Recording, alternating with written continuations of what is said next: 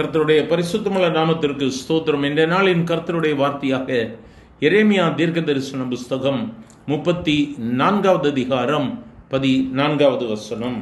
நான் உங்கள் பிதாக்களை அடிமை வீடாகிய எகிப்து தேசத்திலிருந்து புறப்பட பண்ணின நாளிலே அவர்களோட உடன்படிக்கை பண்ணினேன். ஆனாலும் உங்கள் பிதாக்கள் என் சொல்லை கேளாமலும் தங்கள் செவியை சாயாமலும் போனார்கள். என கருமையானால் இந்த இடத்துல தேவனாகிய கர்த்தர் சொல்லும் பொழுது, நான் உன் பிதாவோடு அல்லது உன்னுடைய தகப்பன் வீட்டாரோடு கூட நான் உடன்படிக்கை பண்ணினேன், எகிப்து தேசத்திலிருந்து நான் உன்னை புறப்பட பண்ணினேன் என்று சொல்லி கர்த்தர் சொல்லுகிறார்.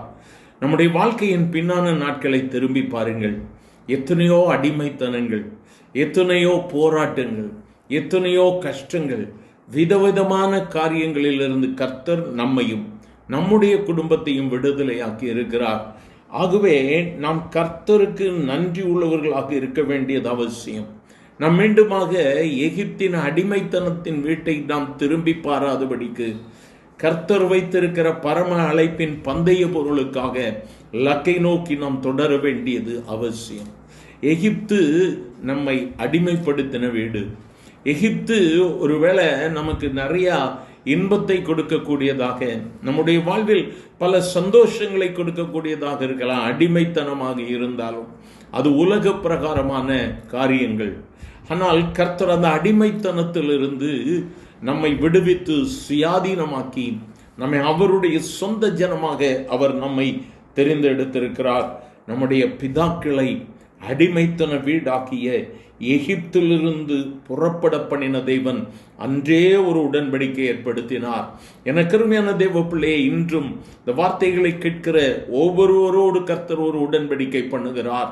ஒருவேளை நீ சோர்ந்து போயிருக்கிறாயோ, பலவீனப்பட்டு போயிருக்கிறாயோ, என்னாண்டவரே எல்லாம் என் கைவிட்டு போய்கொண்டே இருக்கிறதுன்னு சொல்றியாம், கர்த்தர் நமக்காக யுத்தம் பண்ணுவார்.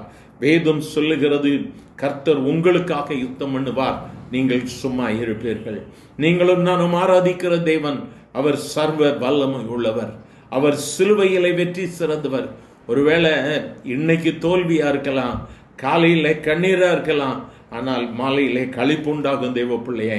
நீ எதை குறித்து கலங்கி கொண்டிருக்கிறாயோ அந்த கலக்கத்தில் இருந்து கர்த்தர் இன்று உனக்கு விடுதலை கொடுக்கிறார். இன்று உனக்கு அற்புதத்தின் நாள், இன்று உனக்கு அதிசயத்தின் நாள். உன் பலகணிகளை திறந்து கொள், உன் வீட்டை சுத்திகரித்துக் கொள், இயேசுவை நோக்கிப்பார். அவர் உன்னோடு கூட பேச விரும்புகிறார். உன் இதயத்தை திறந்து கொடுப்பாயா? ஆண்டவரே, அவன் உள்ளத்துக்குள்ள வாங்க ஆண்டவரேன்னு சொல்லுவியா? எங்கள் அன்பின் ஆண்டவரே, ஆசீர்வதிக்கப்பட்ட இந்த வேலைக்காக நன்றி. உம்மோடு கூட ஒரு விசை கூட ஒரு புதிய உடன்படிக்கை எடுக்கிறோம் ஆண்டவரே. எங்களோடு கூட நீர் பேசுகிற தயவிற்காய் ஸ்தோத்திரம்.